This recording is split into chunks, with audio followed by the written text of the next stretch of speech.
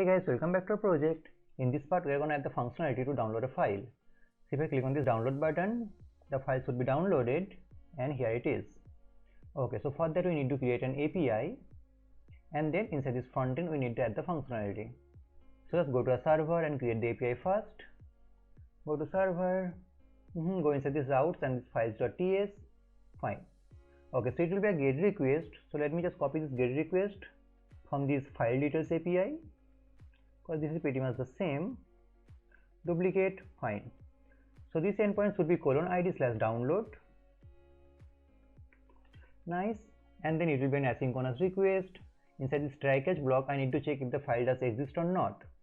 If the file does not exist, I will return this with a status code 404 and the file does not exist. And then we need to replace this stuff. So remove this for now, and then inside this catch block with a status code 500, just return server error. Okay, so our file is stored in the cloudinary storage. It means that first I need to get the file from the cloudinary, and then I need to send the file to a client. So to get the file, we are going to use the HTTPS client. So let's import the HTTPS package. Cool. HTTPS, and just import this as HTTPS. Cool. Then here, really simple logic. https.get, and here I need to pass the URL, and I have the URL stored in my file.secure URL.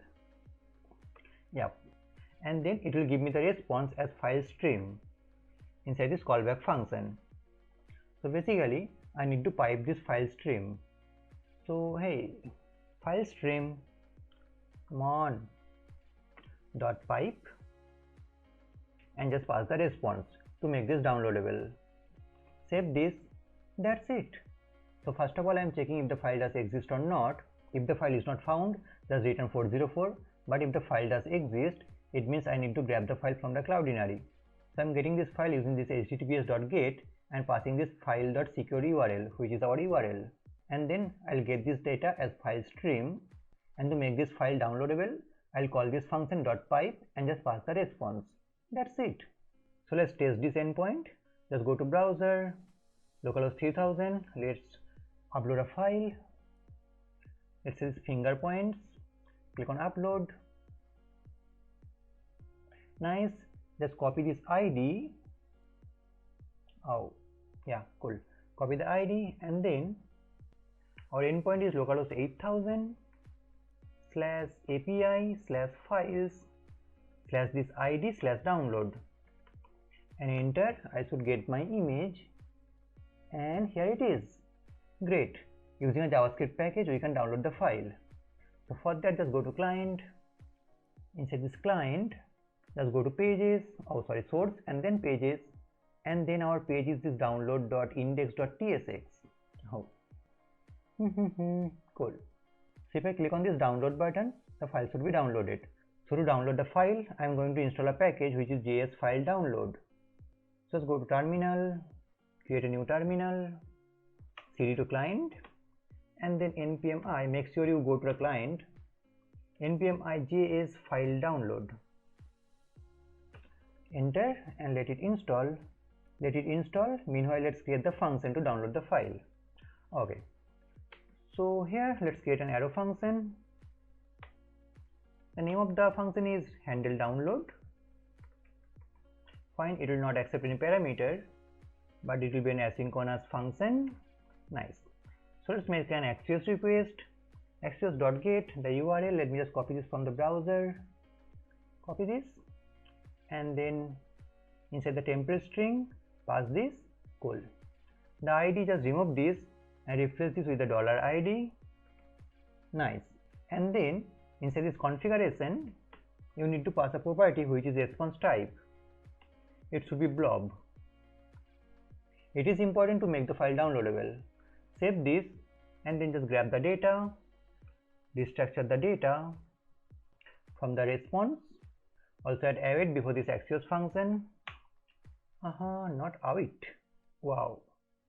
Cool. Save this, and that's it. I have my data here, and then let's use the package we have just installed, which is JS file download. So just import this. So import from JS file download. Oops, JS file, oh, it is not installed or what? It is installed, then why it is not showing me in the suggestion? Anyway, just copy this and put it here, JS file download, and import file download. That's it. And now this is a function, so just call this file download function and then just pass the data as the first parameter, and then the second parameter is the file name. So just pass the name. Cool. This name is the name of the downloaded file. Okay, just save this and then just call this function when the button is clicked. So on click, just pass the reference. That's it. Save this, and now just go to a browser, go to localhost 3000 and then copy this link, open a new tab and put it here. Great, we got our file. Click on this download and I have my file. Yeah, look at this. Open the file. This is a finger image. Come on. Yep. Okay, so that's it for this part. In the next part, we are going to add the functionality to email the file. So see you in the next part. Bye.